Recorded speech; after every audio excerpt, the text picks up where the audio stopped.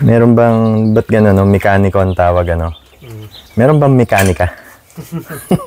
Pag babae na mekaniko. Mekanika.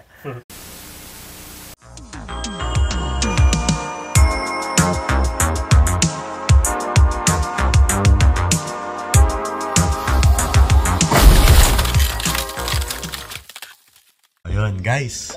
Cellphone camera muna tayo ngayon kasi, medyo hindi pa ako nakakapaglipat ng file. Sobrang dami na nating yung video. Alam nyo naman, every 2 weeks lang tayo nakakapag-upload ng video dito sa channel. But then again, welcome sa isa na namang episode nitong Silver EK project natin. Nandito si Kuya RG. Ayan, kinakalikot na niya yung makina. Ngayon, okay na siya, 'di ba? As of last video. Pero what we have decided upon is sabi niya, okay, kuya, i-drive mo muna and see if okay or may mararamdaman ka na. So, ito na nga. Yun na nga. Meron nga kaming naramdaman na medyo tumataas yung temperature niya. And to follow up, dumating na rin yung mga ibang parts na gusto namin palitan. Naalala nyo dun sa previous video namin, nagko-complain kami doon sa maingay na ticking sound niya, diba? Sobrang lakas niya compared doon sa sa puti natin na EK. Ito, pino, tsaka tahimik. Ito, maingay, parang nakasakay sa jeep. So, ang una naming nakita at inisip dito is baka worn out na yung rocker arms natin, which is yun yung isa sa mga papalitan natin today. So, inuuna na namin yon dahil yun yung most logical thing to do. And then, we will go down doon sa ibang issues tsaka ibang parts na pwede namin palitan. Depende kung ano ang aabot sa oras namin. Kasi, meron kaming gagawin na mga importante to today. So, anuhin namin yon, iisa-isahin namin kung ano ang matatapos. So, enjoy lang kayo dyan. Tignan natin kung anong magagawa natin for today at anong improvements ang magbabago. Tatahimik ba siya or hindi? We'll see. Okay, 5 minutes after, pumasok lang kasi ako ng bahay, sandali meron akong ginawa. So, tinanggal na niya yung diba, valve cover. Tapos, nilabas na niya yung scanner niya para i-check and see kung ano yung mga possible things. At saka, makita niya ako paano babaklasin.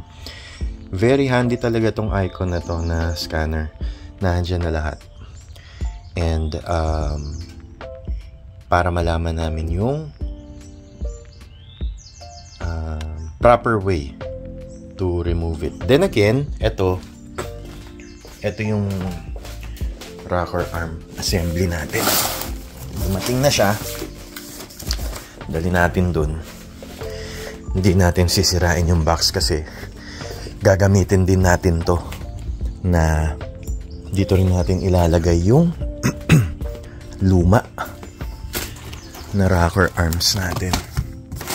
So, shout out sa seller kasi ang bilis yan dumating. And I'm going to leave a good review sa seller. Dahil pag naging successful yung ating replacement. So this came from D16Y8 din, but originally from a 98 Civic EX. Pareho naman silang Civic EX, pero this is a 99 model, same engine, so parehong-pareho. Pasok na pasok to doon sa ating EK. Ayun. Going back, tinatanggal na natin yung rocker arms. So, ilan yung niluwagan mong bolts initially? 4? Yung 4 na bolts yung niluwagan mo, 'di ba? Doon sa side. And then mapo-pull out mo na siya. Yan, taas na yan. Mahuhugot yung mga kalimutan ko yung tawag dyan. But, again, yan yung mahuhugot mo pagka niluwagan mo yung 4 na bolts on each side. Yan. And then pagka natanggal mo na siya lahat, hubad na siya.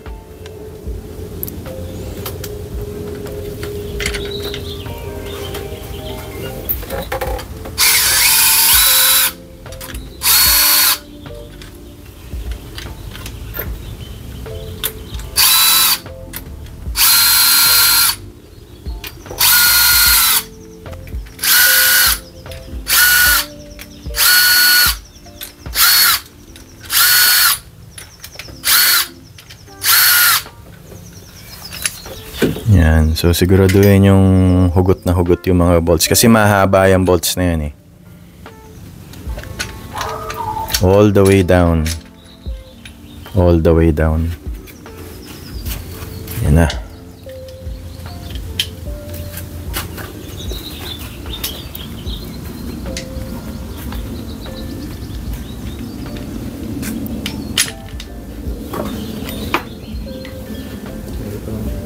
May cardboard ba tayo?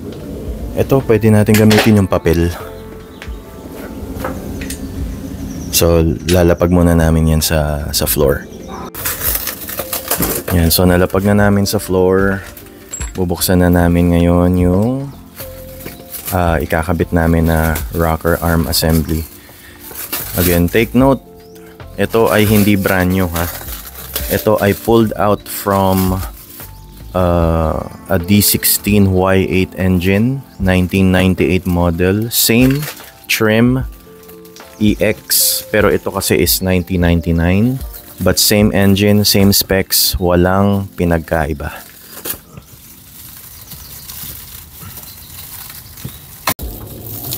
Okay, yan na.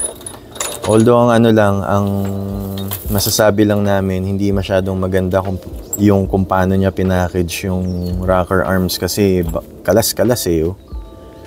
Sana ang ginawa niya is, since magkalas-kalas siya, sineperate niya yung mga components based sa kung ano yung magkakabit. Or halimbawa, bolt sa bolt, 'di ba? Yung taas sa taas, para hindi siya yung pagka binuksan mo sasabog na lang. So ito ini-inspect ni RG.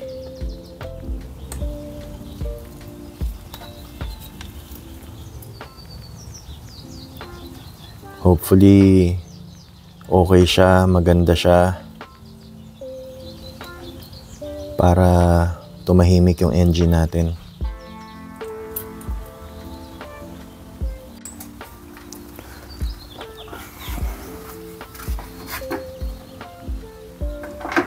Maluwag na ba yun? Maluwag na? Hindi pa no? Kaya hindi pa mahugot. So hinuhugot na pala namin yung yung rocker arm na nandito. Pinicturean din namin kanina para malaman namin yung orientation, para just in case maligaw kami somewhere along the road, meron kaming picture. Ay. Oops. Ayos lang. Yeah. Caught on video.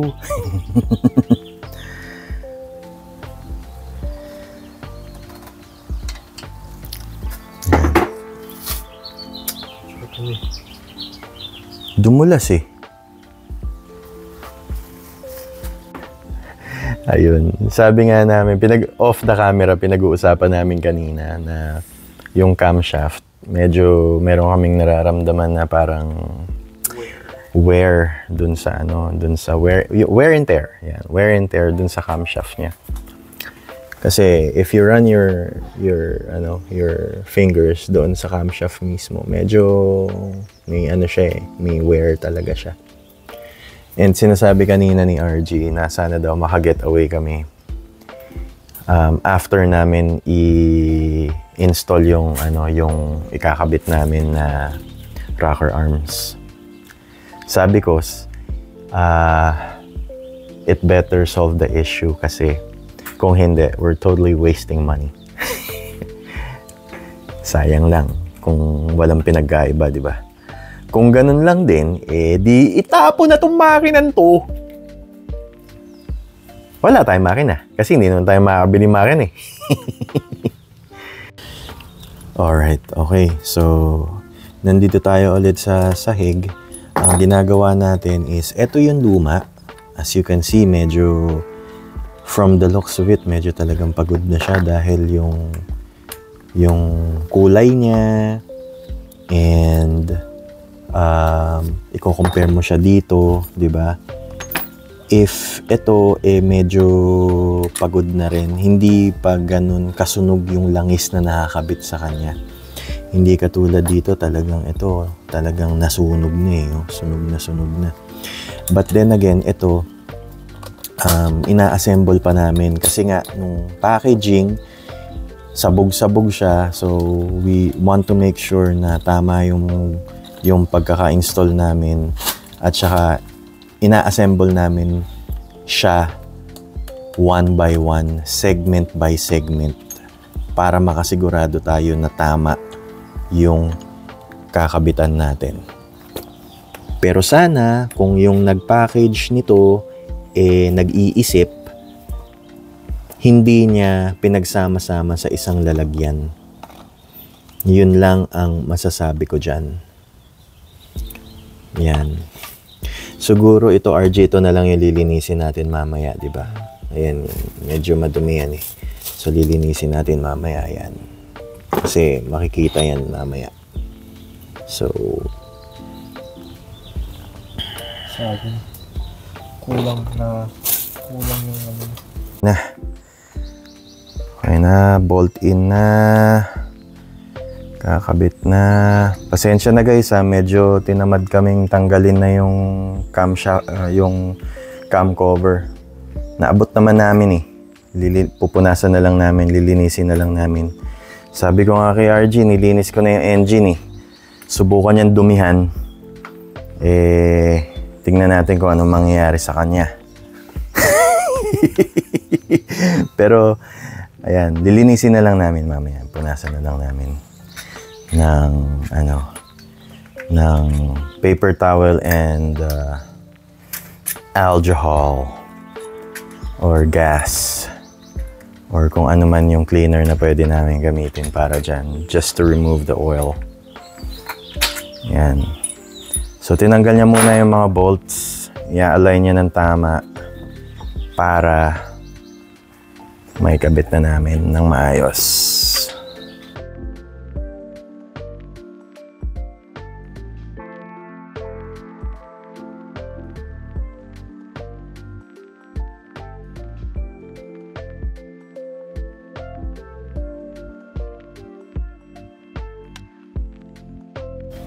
Kailangan natin mag-adjust ulit ng valve tappets before natin matapos ang swap. Kala mo engine swap eh, no? Rocker arm swap lang. Yan. Pero before that, syempre, kailangan muna nating mailagay sa torque specs bago tayo mag-adjust ng valve tappets. So, sineset niya yung Game & Watch niya na torque wrench. Tumutunog-tunog pa. Okay. Sineset niya yung torque setting na kailangan natin para dito.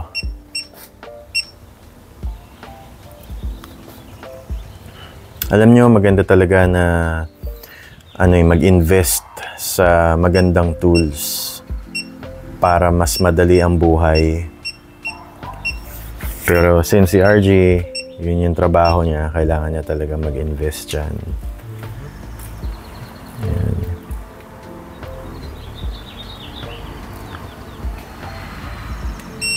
Ayun, tumutunog siya pagka right torque specs na or right higpit na ng mga bolts.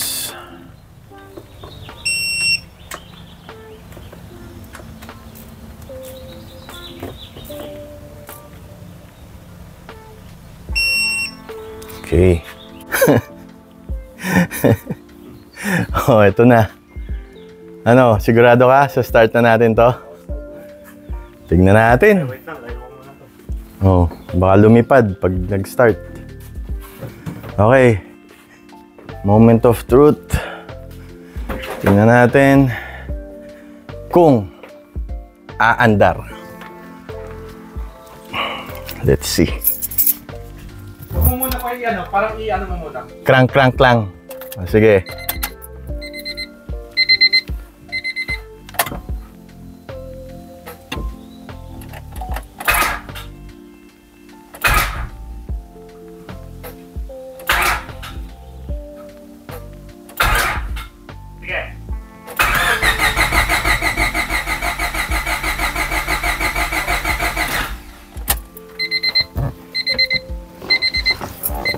Let's put some gas.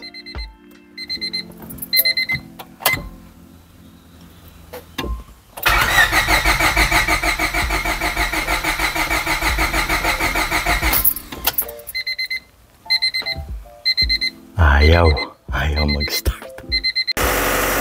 Grabe, chamba. Chamba kami. We are lucky, one lucky mother.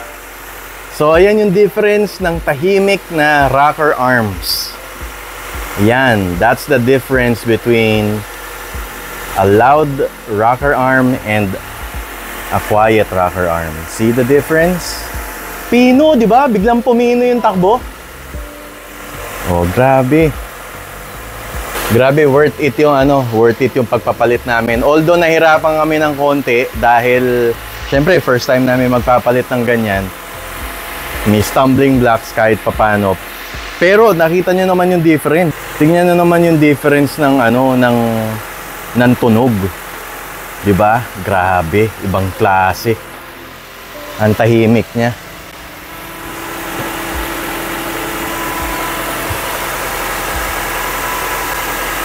Wow. Yan dapat ang tunog. Ganyan dapat ang tunog.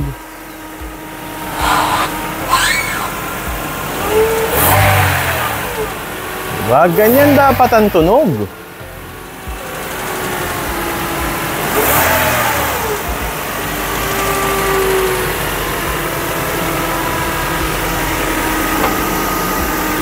Hiniter mo?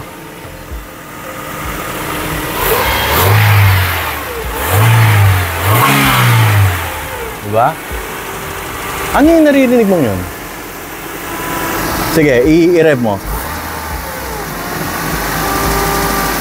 Ano ba yung pump na yun? Kasi yung wear na. Siguro, no? Pero hindi naman masyado rinig, no? Kasi, feel ko yung nangyayari nun. Since may ano na siya, parang Ewan ko kung tama yung theory ko. Feeling ko baka parang, ewan ko.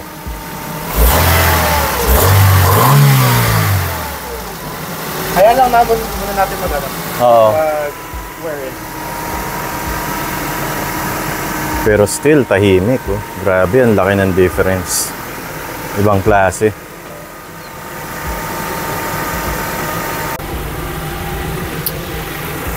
Okay, so hinihintay na lang namin. Tahimik talaga, ibang klase talaga, oh. Maraming bubbles. Isa muna yan sa suspicion namin bakit tumataas dahil baka nga kulang yung coolant, but titignan pa rin namin kasi syempre mahirap na. Kailangan natin maka-make sure kung yun nga yung suspicion. Pero una, yung tinitignan natin, baka hindi bumubuka yung thermostat ng malaki. Bakit hindi siya umiinit, hindi umiinit yung radiator. Ngayon umiinit na, mainit na yun. Mainit na siya, so we will see kung mag-on yung fan, and then tingnan natin kung yung temperature magiging stabilized yung yung kanyang temperature. Okay.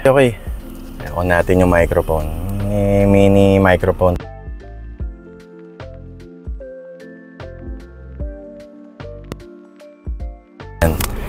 So nandito tayo ngayon sa labas. Nilabas na namin yung kotse. Yan, no. Diyan si RG.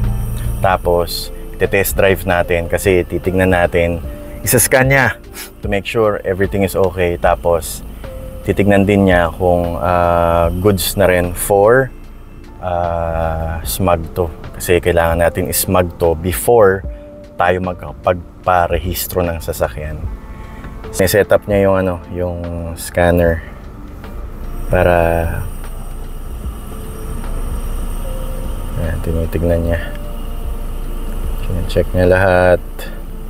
Ewan ko kung nakikita nyo, pero medyo kasi nagba-bounce off yung light, but okay, top na sa hot and tayo. Fan control naka-off.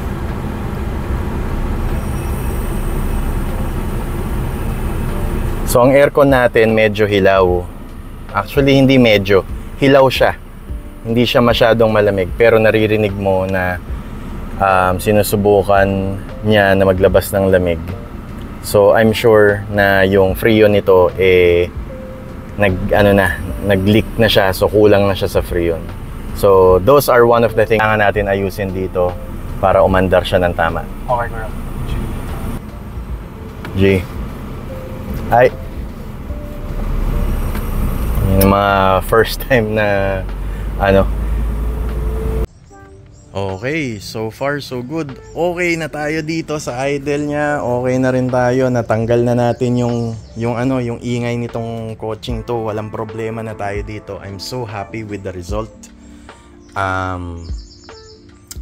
Okay na rin, na-solve na rin natin yung temperature issues niya. Hindi na siya tumataas yung temperature. Sorry, hindi na namin na-videohan kanina dahil nga nagda-drive ako and then nagsascan tong si RG. Pero stable na yung temperature niya, wala na siyang problema, and magre-resume na lang kami for some more small details that we need to replace on this car in 2 weeks time.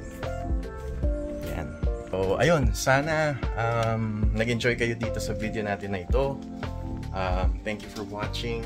Kung gusto nyo na sundan tong Project Silver Sedan natin na build, mag-subscribe lang kayo dito sa channel natin for more contents, and for more travel videos, and also for more Honda contents dito sa Bud TV. Thank you for watching again, and we will see you on the next video. Bye bye.